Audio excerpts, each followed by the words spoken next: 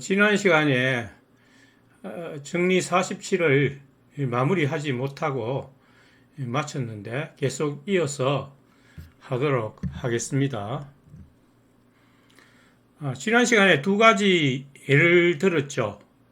그 원의 중심에서 원주까지 끈 길이가 왜 다르게 생각되었는지, 그리고 3 곱하기 8이 24인데 왜 11로 계산이 되었는지, 그 과정은 정신의 작용이 잘못되었기 때문이 아니고 신체가 외부의 관념을 잘못 인식해서 일어난다는 것을 말씀드렸습니다.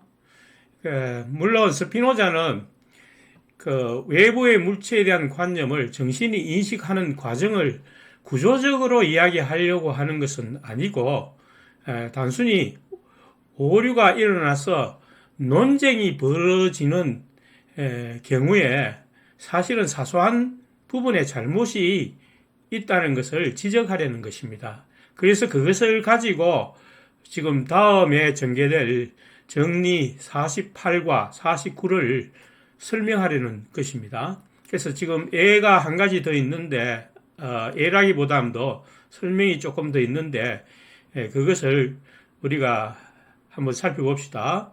자, 이와 마찬가지로 나는 최근에 어떤 사람이 우리 집 앞마당이 이웃집 암탉으로 날아가 버렸다고 외치는 것을 들었는데, 그의 말은 부조리했지만 나는 그의 정신 안에 있는 것을 명확히 알았기 때문에 그가 오류를 범하고 있다고 믿지는 않았다.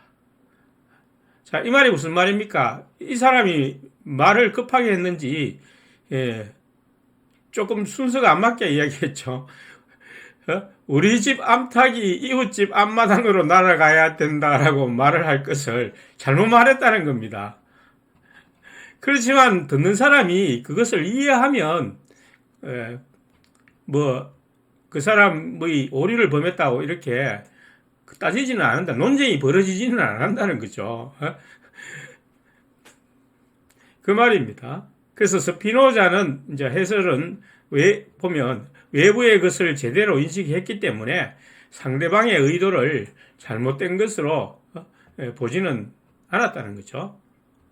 자, 그래서 이 세 가지 예, 원의 예, 그리고 계산의 예, 그리고 그 말을 말할 때 그 순서를 잘못해가 부조리하게 말한 경우, 이 세 가지 예를 통해서 정신의 내부적 작용에서 오류가 일어나는 것이 아니라 외부의 물체에 대해서 정확히 인식하지 못하기 때문에 오류가 일어난다는 점을 밝히고 있었습니다. 자, 그래서 다음에 우리가 중요한 또 내용, 대단히 중요한 내용을 다루려고 하는데, 미리 이제 오류가 일어나는 것이 이러한 사소한 잘못, 외부 물체에 대한 인식의 오류, 그리고 전제 조건에 대한 잘못된 이해 때문에 일어난다는 것을 지금 밝히고 있습니다. 자, 계속 보시죠.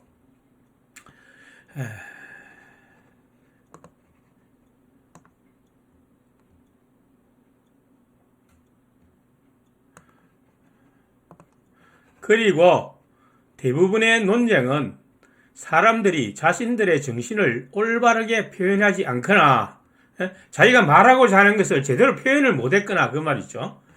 혹은 다른 사람의 정신을 잘못 해석함으로 인해 생긴다.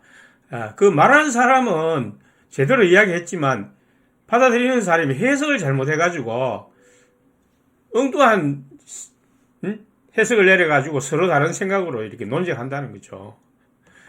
그래서 어떤 사람들이 아주 막 격렬하게 논쟁하고 다투고 있는 동안에도 사실은 그들 똑같은 바른 생각을 하고 있는데도 서로 다른 것에 대해서 이야기하는 것은 상대방에게 서로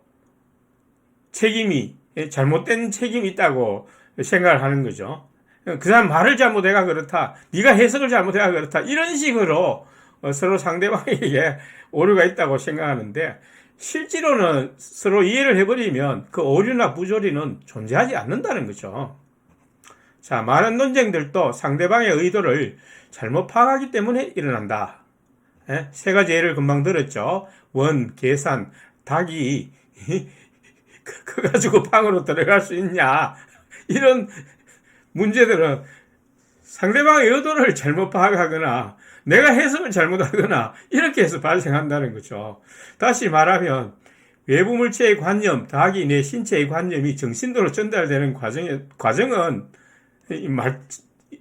정신은 말짱한데 내 신체의 관념을 반영하는 데서 인식이 결핍되고 오류가 일어난다는 거죠. 여기서 어떤 구조적인 것을 얘기하려는 것은 아니고 역시 사소한데 문제가 있지 사실은 논쟁이 중요한 부분에서 발생하는 것이 아니라는 겁니다. 그래서 이제 다음에 다룰 걸 이제 같이 연관을 시켜보면 인간의 자유의지에 관한 문제인데 인간의 자유의지는 사실 이 인간 역사 동안 계속 정확하게 인식되지 못하거나 그 철학적으로도 정확하게 발표된 바가 없습니다. 항상 이 정립과 반정립의 논쟁이 있어온 부분입니다. 인간에게 자유의지가 있느냐 없느냐 이것은 지금까지도 계속 문제가 되고 있죠. 물론 지금 어떤 과학적인 근거로 볼 때는 자유의지가 없는 쪽으로 기울어지고 있긴 하지만 자유의지가 없다는 것을 확정적으로 말할 수는 없어요. 그래서 그 문제를 지금 스피노자도 이미 300년 전에 그 문제를 다루고 있습니다. 그런데 스피노자가 다루는 이 방법은 일단 결과가 맞는지 안 맞는지는 우리가 100% 확정적으로 이야기할 수는 없지만 그것을 설명하는 과정이 굉장히 논리적이고 이성적이라는 것입니다. 그래서 사람들이 자유의지에 대해서 잘못 생각하고 있는 이유가 바로 앞에서 설명한 것처럼 그 단어의 의미에 대한 잘못된 해석이나 또 잘못된 정의나 잘못된 그 결핍에서 사람들이 잘못 생각하고 있다는 거죠. 자유의지가 있는 것으로 생각하고 있다는 거죠. 그러니까 스피노자의 주장은 사람들이 말하는 자유의지라는 것은 존재하지 않는다는 겁니다. 그것을 이제 계속 앞으로 설명이 되겠어요. 따라서 정리 47에 인간의 정신은 사물을 제대로 파악하고 그 공통성을 알면 신의 영원하고 무한한 본질에 대한 타당한 인식을 가질 수 있다라는 것이 정리 47에서 말하고자 하는 것입니다.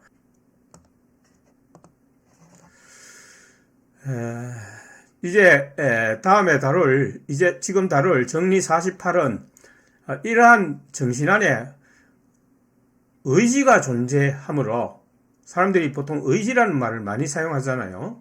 그래서 이 의지가 여전히 정신의 일부이므로 양태라고 말할 수 있죠. 왜냐하면 정신 자체가 신의 사유 속성의 양태이기 때문에 그 정신 안의 의지도 양태라고 말할 수 있다는 것입니다. 따라서 외부 원인의 규제로 결정되기 때문에 양태는 전부 스스로 존재한 것이 아니고 다른 원인에 의해서 결정된 것이죠. 그래서 자유로운 원인을 가질 수 없다. 즉 자유의지는 존재하지 않는다. 단지 지성 및 관념과 같은 것일 뿐이다. 라는 점을 이제 정리 48에서 지금 설명하고 있습니다. 자, 자유의지가 나오고, 자유의지는 우리가 보통 잘 이해를 하고 있는데, 자유원인이라는 말이 나오고, 또 앞에서 자기원인이라는 말이 나오잖아요. 비슷하죠? 그럼 어떻게 구별되겠습니까? 자유원인과 자기원인. 이 두 개를 제대로 구별하면 상당히 스피노자의 그 정리나 또 그 증명들을 이해하는데 도움이 됩니다. 그래서 제대로 이것을 아직 자유원인과 자기원인이 뭔지를 구별해서 설명해 주는 분이 없는 것 같아요. 내가 이때까지 살펴봤는 것은 없는 것 같습니다. 그래서 제가 오늘 이 두 개를 구별해서 설명을 해드리겠습니다. 자, 정리 48 보시죠. 정신 안에는 절대적이거나 자유로운 의지가 존재하지 않는다. 오히려 정신은 이것 또는 저것을 의지가 아니고 의지하도록 어떤 원인에 의해 결정되며 이 원인도 마찬가지로 다른 원인에 의해서 결정되고 다시 이 원인도 다른 원인으로 말미암아 무한히 이어진다. 그러니까 이 의지라는 것도 결국은 원인에 의해서 발생되는 것이기 때문에 결코 그 원인을 무시하고 어떤 벗어난 의지는 발생하지 않는다는 거죠. 원인에 의해서 발생한다는 것입니다. 그러니까 지성이나 관념과 마찬가지라는 것입니다. 그런데 우리는 흔히 내가 내 마음대로 할 수 있다. 왜? 내가 자유롭게 행동하고 자유로운 사고를 하고 자유로운 의지를 가지 않느냐. 이렇게 우리가 생각을 할 수 있죠. 저도 그렇게 생각을 합니다. 근데 이제 스피노자의 이제 이 논리를 우리가 살펴봐야 되겠습니다. 설명. 우리의 정신 안에는 사람들이 흔히 생각하는 의지는 존재하지 않는다는 것을 스피노자가 지금 말하고 있습니다. 정리 46, 47에 이어서 이제 의지를 다루는데 이 의지가 무엇인지 우선 사전적 의미를 알아봐야 되겠죠. 사전적 의미는 이렇습니다. 의지. 자, 세 가지 의미가 나오고 있습니다. 뜻의, 뜻지. 어떠한 일을 이루고자 하는 마음, 욕구를 의미하는 거죠. 대통령이 되고자 하는 내가 의지를 가졌다. 또 공부를 잘해서 하버드 대학교에 들어가겠다는 내가 의지를 가졌다. 이럴 때 보통 의지를 많이 사용하죠. 이때 의지는 그 욕구를 의미하는 것입니다. 어떤 욕망, 자기가 되려는 욕망. 그 다음 두 번째 사용되는 것은 심리학에서 주로 많이 사용되는 것인데 선택이나 행위의 결정에 대해 내적이고 개인적인 역량. 보통 선택에 대한 자유의지라고 말하죠. 그래서 오늘 저녁을 짜장면으로 먹을 것이냐, 짬뽕으로 먹을 것이냐, 에이 집에서 그냥 밥이나 먹자. 이런 선택하는 것도 자기 자유로 그렇게 결정할 수 있다고 생각을 하죠. 그래서 그것을 보통 자유의지의 한 분야라고 생각을 하고 있습니다. 자, 철학에서 이제 가장 많이 사용되는 부분인데, 어떠한 목적을 실현하기 위해서 자발적으로 의식적인 행동을 하게 되는 내적 욕구, 도덕적인 가치 평가의 원인도 된다. 내가 좀 개를 한번 패버릴까? 저 자꾸 방 안에 끼 들어오는데 아니면 쓰다듬어서 이제 보다면서 내 식구로 그냥 옆에 데리고 있을까? 이런 판단을 내리게 되죠. 자, 그 중에서 이제 어떤 선의지를 가진다는 것은 자기가 도덕적인 동기로서 다른 사람에게 그 유익을 베풀고 착하게 살려는 의지. 그것을 보통 우리가 선의지라고 하죠. 근데 이 선의지는 사실상 마음의 동기를 얘기하고 있습니다. 그래서 우리가 세 개를 이제 구별을 해보면 그 욕망을 의미하는 의지와 자기 마음의 동기를 의미하는 의지, 그리고 어떤 결정을 내리려는 의지, 이런 정도로 우리가 나누어 볼 수 있는데 주로 여기서 다루고자 하는 스피노자의 의지는 선택 의지를 중점적으로 다루고 있습니다. 증명을 볼까요?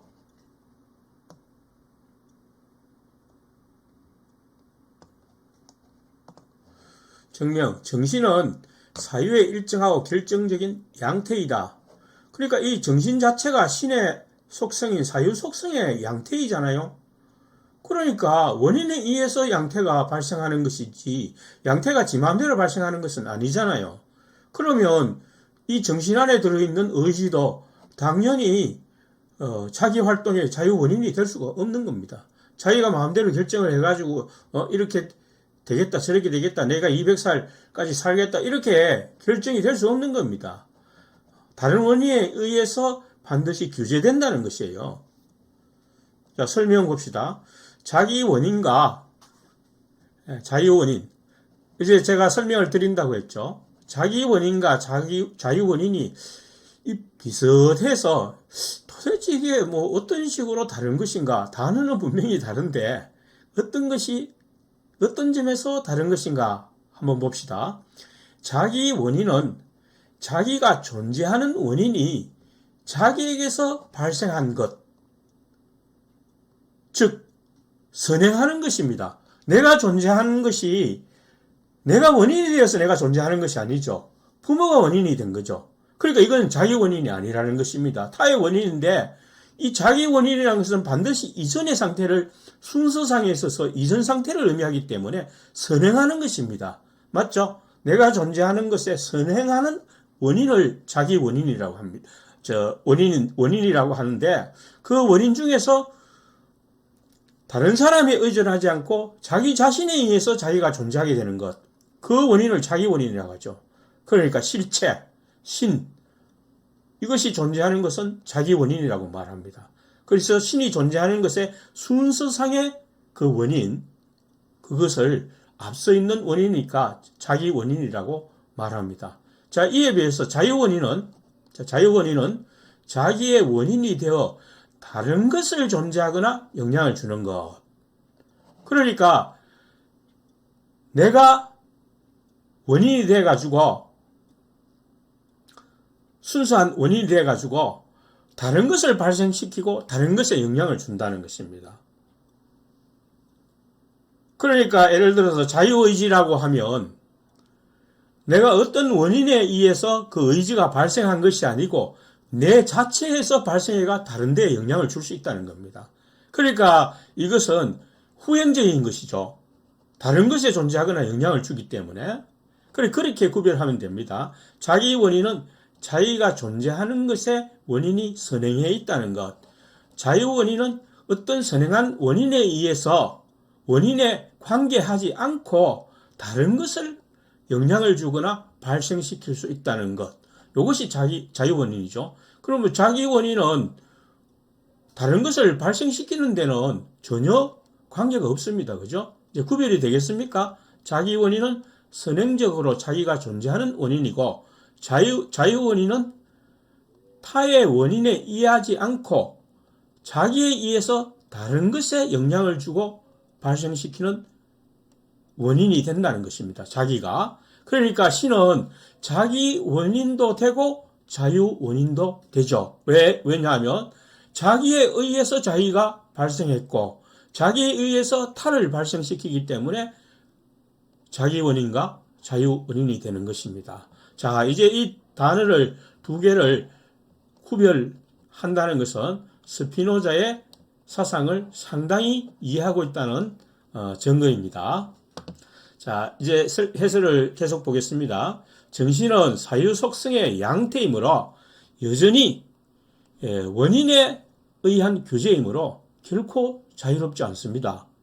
원인에 의해서 규제가 되는 거죠. 이렇게 원인이 나왔기 때문에 이렇게 내가 의지를 가진다는 거예요. 따라서 의지는 자유롭지 않다.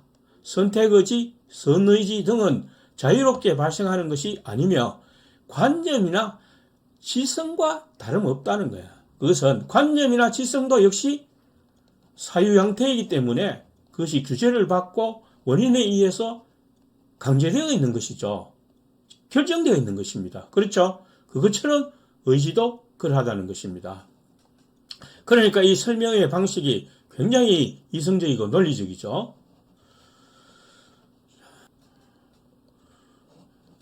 자, 오히려 정신은 이것 또는 저것을 의지하도록 어떤 원인에 의해 결정되지 않으면 안 된다. 그러니까 의지가 정신에서 발생하니까 정신이 다른 것의 원인에 의해서 결정되니까 그 의지도 그렇게 된다는 것입니다. 자, 제1부 정리 28회에서 이 원인도 역시 계속 다른 원인에 의해서 계속 소급이 되죠. 자, 이렇게 해서 그 의지의 원인을 거슬러 올라가면 여전히 제1원인인 신의 속성에 이른다. 그러니까 우리가 의지를 가지는 것도 역시 신의 속성으로 결정이 되어 있다는 것입니다. 우리가 내 마음대로 그렇게 신의 속성과 관계없이 이렇게 되는 것이 아니라는 거죠. 그러니까 이걸 보면 그 기독교에서 말하는 그 애정론, 또 과학에서 말하는 결정론이 맞는 것입니다. 주석을 보시죠. 정신 안에는 상대방의 심정을 이해하거나 목표 달성을 욕구하거나 타자를 사랑하거나 하는 등의 절대적인 능력이 없다. 왜? 이런 것이 전부 다 원인에 의해서 발생하는 것이지. 왜냐하면 정신의 일부니까. 정신 자체가 양태니까. 그래서 이와 동일한 방식으로 증명된다. 계속 원인을 소급해 올라갈 수 있다는 거죠.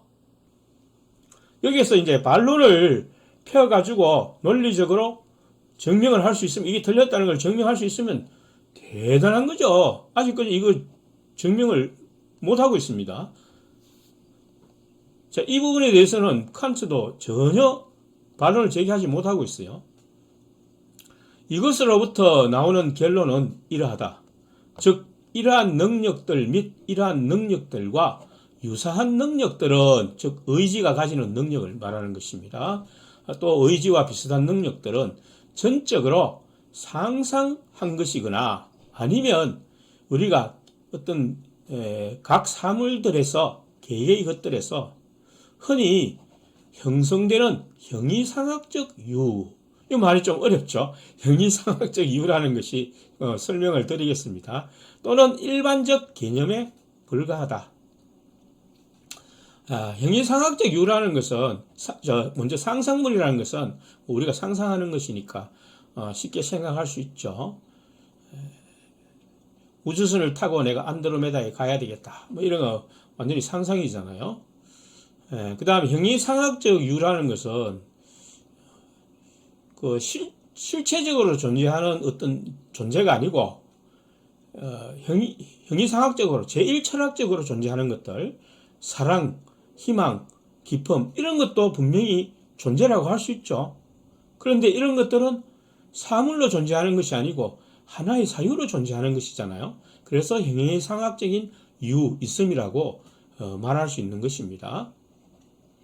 자, 일반적 개념이라는 것은 보통 우리가 사물에서 보통 흔히 사람들이 말하는 개념, 아웃라인 그런 것입니다. 또 공통적으로 이제 그것이 존재하는 개념이면 그것은 신의 속성이 되겠죠. 이런 것들을 의미하고 있습니다.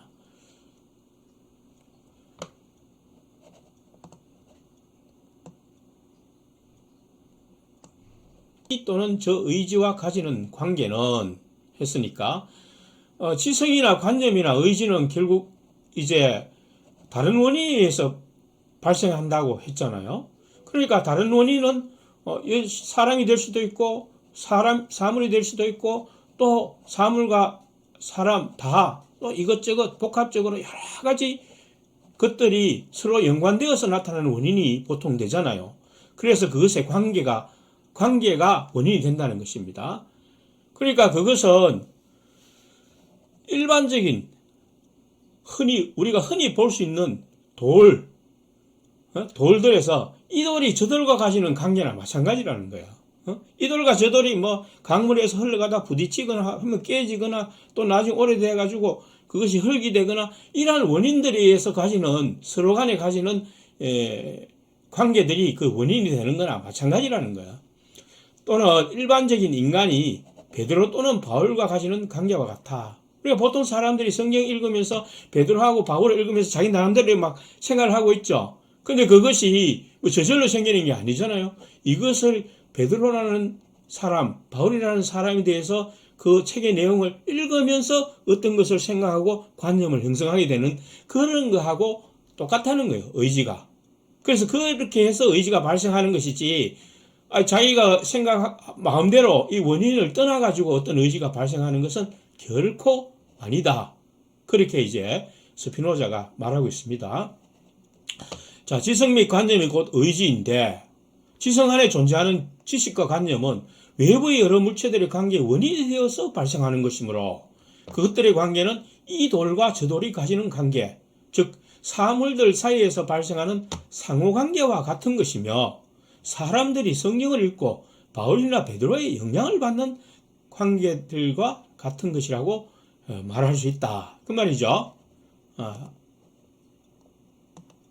왜 사람들이 스스로를 자유롭다고 생각하는지에 대해서는 제1부 부록에서 설명을 했습니다. 자, 그런데 그 제1부 부록 보면 그때 제가 그냥 막 근성으로 이렇게 주마간상격으로 이렇게 넘어왔는데 그걸 살펴보면은 간단하게 너무 길어서 전부 다 살펴볼 수는 없고 아주 간략하게만 살펴보면은 인간이 자유로운 의지를 자기가 스스로 가지고 있다고 생각하는 것은 크게 나눠서 두 가지라는 거죠. 그래서 자기의 사고나 행동의 원인을 생각하지 않기 때문이다. 즉 내가 밥을 먹어야 되겠다고 밥을 막 먹는 것은 자기 의지로 자유로운 의지로 먹는 것이 아니고 배가 고프기 때문에 밥을 먹는 것이고 배가 고픈 것은 밥 먹는 시간이 오래되기 때문에 이렇게 원인이 연결되어서 나타나는데 자기는 그런 원인을 생각하지 않고 내가 배가 고프니까 내 마음대로 먹는다고 생각을 하는 거죠. 그걸 말하는 겁니다. 그렇게 해서 자유로운 의지를 가지고 있다고 생각을 한다는 겁니다. 그 다음에 둘째는 다른 사물을 자신의 욕구를 채우는 수단으로만 존재한다고 생각하기 때문이다. 자, 이것을 이제 그 부록에 보면 목적인이라고 설명을 했는데 목적인이라고 하면 또 아리스토텔레스의 그 네 가지 원인을 같이 언급을 해야 되겠죠. 진료인, 그 원인이 되는 것 중에 재료가 되는 원인, 그 다음에 또 작용인, 그 진료들이 어떤 작용을 일으켜서 다른 사물에 영향을 주는 것, 그걸 작용인이라고 하죠. 그 다음에 목적인, 그렇게 사물이 작용하는 데는 결과적으로 어떤 목적이 있다. 그 목적을 보고서 그렇게 작용한다. 목적인이 있다. 그것을 목적인이라고 하죠. 그 다음에 형상인, 형상인은 관계 없으니까 어떤 형태를 만들어내는 그 원인을 가지고 있다. 그런 뜻인데 여기서는 중요한 것은 아니니까 빼고, 그러면 여기 두 번째 하는 것은 목적인만 사람들이 생각한다는 거죠. 다른 행동의 원인을 생각하지 않으면서 그 원인이라는 것이 겨우 목적인만 생각한다는 거죠. 뭐냐 하면 모든 사물이 인간을 위해서 존재한다고 생각을 하는 거예요. 신이 그렇게 인간을 위해서 만들어 놓았다 이렇게 생각을 하고, 그래서 인간이 신을 숭배하려는 목적으로 또 신의 목적을 가지고 있다고 생각하기 때문에 다른 사물을 수단으로서 그것을 이용하려는 목적을 가지게 된다는 겁니다. 그래서 그 목적 원인만을 생각하기 때문에 자기가 그 사물들, 다른 사물들이나 다른 상황들을 자유롭게 마음대로 자기가 할 수 있다고 그렇게 생각을 하는 거예요. 그래서 두 가지 원인을 여기서 제시를 하고 있죠. 자, 그럼 그 다음 내용을 봅시다. 그러나 더 나아가기 전에 여기서 주의해야 할 것은 내가 말하려는 의지가 욕망이 아니라 긍정하거나 부정하는 능력을 뜻한다는 점이다. 스피노자가 말하는 것은 내가 공부를 열심히 해서 하버드 대학에 가야 되겠다. 어떤 학생이 그런 의지를 가졌다면 그런 의지를 말하는 것이 아니고 그거는 욕망이라는 거죠. 그런 욕망의 의지를 말하는 것이 아니고 어떤 것이 긍정하거나 부정하는 능력을 뜻한다. 즉 그것이 참이거나 거짓이거나 하는 그런 지식적인 것, 알고 있는 것, 또 관념 이런 것이 가지는 능력을 의미한다는 것입니다. 말하건대 나는 의지라는 것을 참된 것 또는 거짓된 것을 긍정하거나 부정하는 능력으로 해석한다. 그러니까 의지라는 것이 결국은 양태이기 때문에 원인에 의해서 발생하는 것이니까 그것을 자기가 저것이 좋다, 저것이 어떠한 점에서 내한테 도움이 된다라는 그런 지식적인 긍정적인 요소 또 부정적인 요소들을 알기 때문에 내가 그것을 이렇게 해야 되겠다. 저걸 가지고 이런 식으로 만들어야 되겠다. 이런 의지를 가지게 된다는 것입니다. 그래서 그 이상은 의지를 가질 수 없다는 거예요. 그거에 의해서만 의지를 가질 수 있으니까 결국은 원인에 의한 것이라는 것이죠. 따라서 정신으로 하여금 사물을 추구하게 하거나 또는 기피하게 하는 욕망으로 이해하지는 않는다. 막 돈을 내가 수십억을 몇 달 만에 한번 벌어야 되겠다. 이런 어떤 욕망이나 또 도저히 그 카페에 들어가려니까 사람들이 악플을 달아서 나는 들어가기 싫어 안 들어갈래 하는 이런 어떤 욕망이나 욕구를 의지라고 하지 않는다는 것입니다.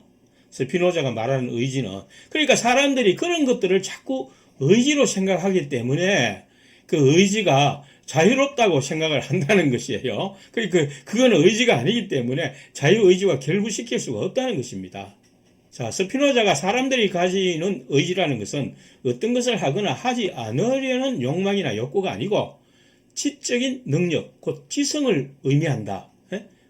관념에 대한 관념을 의미한다. 지성을 의미한다. 아는 것을 의미한다는 것이에요. 알고 있는 것, 알고 있는 능력을 의미한다는 것입니다. 그 이상의 능력은 존재할 수 없다는 것입니다. 어떤 사람이 달나라를 정복해야지라는 의지를 가졌다고 하면 그건 욕망이지 의지가 아니라는 뜻입니다. 그러니까 사람들이 이런 것을 의지라고 생각하니까 그 의지가 자기가 아는 것 이상이고 더 아는 것을 포괄한다 이렇게 생각을 하니까 그 의지가 자유로운 것으로 의지는 지성을 넘어서는 것으로 또 마음대로 발생하는 것으로 착각을 한다는 거죠.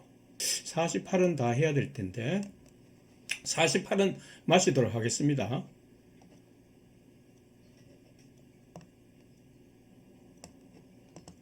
그러나 우리는 이미 이러한 능력들은 일반적인 개념이며 개개의 것들로부터 형성되어 그것들과 구별하지 않는 개념이라는 것을 증명했으므로 이제는 의지작용 자체가 사물의 관념 자체 이외의 어떤 것인지를 탐구해야만 한다. 즉 정신 안에는 관념이 관념인 한에 있어서 포함하는 긍정 또는 부정 이외에 다른 어떤 긍정 또는 부정이 존재하는지 여부를 탐구해야만 한다.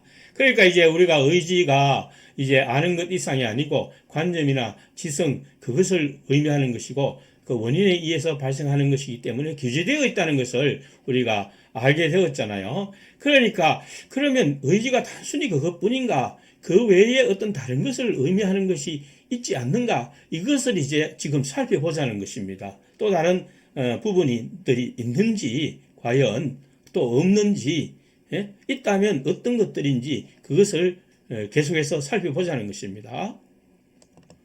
자, 관념이 관념인 한에 있어서 긍정 또는 부정을 포함하는 것에 관해서는 다음의 정리와 정리 3을 참조하고 했죠. 관념이 관념인 자체로서는 관념인 한에 있어서 그 관념 그 자체로 봐서 긍정 또는 부정을 포함하는 것에 관해서 다음에 정리와 정리 3을 참조하고 있는데 다음에 정리는 정리 49를 말합니다. 정신 안에 관념이 관념인 한에 있어서 포함하는 것 외에 어떠한 의지작용도 어떠한 긍정이나 부정도 존재하지 않는다. 그 관념은 그저 그것의 관념, 그 존재하는 그 관념 자체인 것이지 그 관념을 넘어서는 어떤 것이 의지나 또 어떤 다른 어떤 그 관념을 넘어서는 어떤 관념에 대한 긍정이나 부정이 존재하지 않는다는 것이 정리 49입니다. 이것을 우리가 다음에 우리가 살펴보겠어요. 그리고 정리 3은 신 안에는 필연적으로 신의 본질과 더불어 신의 본질에서 필연적으로 생기는 모든 것의 관념이 존재한다. 신 안에는 모든 사물에 대한 관념이 다 몽땅 들어있다. 이것을 제가 그때 설명할 때 정보 보존의 법칙이라는 말로 설명한 것 같아요. 과학적인 용어로 아마 설명한 것 같은데 그런 기억이 납니다. 자, 그 다음 내용을 보죠. 자, 사유를 이제는 우리가 의지나 관념과 관련해서 더 폭넓은 범위인 신의 속성인 사유를 먼저 생각해 봐야 되겠죠. 왜냐하면 의지나 관념, 지성들이 모두 사유 속성에서 나오는 정신, 양태들이기 때문에 사유를 우리가 생각해 보면 그림으로 격하지 않기를 바란다. 이 사유를 아주 경시해서 아주 간단한 거로 생각하면 안 된다는 겁니다. 왜냐하면 내가 말하는 관념은 안저에 그리고 당신이 바란다면 뇌의 중앙에 형성되는 심상을 의미하지 않고, 이 말은 우리가 사유를 생각할 때에 뭐 눈앞에 그려지는 어떤 사물의 어떤 형태, 아웃라인을 나타내는 어떤 그림이나 뭐 또 그것을 조금 차원을 높여가 우리 머릿속에 생각되는 어떤 심상 이런 것들 정도를 의미하는 것은 아니고 그것보다 훨씬 더 큰 것을, 더 포괄적인 것을 의미한다는 거예요. 사유 개념 또는 단지 사유 안에 있는 한에 있어서 사물의 상념적 유를 의미하기 때문이다. 즉 여기에 상념적 유를 의미한다고 했죠. 사유가. 그러면 상념적 유라는 게 뭐예요? 아까 전에 다루었는 그 형이상학적 유를 말한다 보면 되는 것입니다. 즉 사유를 어떤 사물 개요를 나타내는 아웃라인으로 경시하지 말하는 뜻입니다. 상념적 유란, 사유는 신의 속성으로서의 상념적 있음, 유가 있음이죠. 상념적 있음을 말하는 것인데, 이 상념적 있음이란 사랑, 기쁨, 희망 등과 같은 형이상학적 유를 포괄한다는 것이죠. 그러니까 그런 것을 어떻게 그림으로 나타낼 수가 있겠습니까? 우리가 머리에 상상해서 표상으로 떠올릴 수가 있겠습니까? 굉장히 포괄적인 것이잖아요. 사랑, 희망, 기쁨 이런 것들은. 그래서 단순한 우리가 그림으로 생각해서는 안 된다는 것입니다. 자, 오늘 여기까지 다루도록 하겠습니다. 혹시 의문이나 더 자세한 것을 알고 싶으면 댓글을 주시면 제가 아는 데까지는 설명을 해드리겠습니다.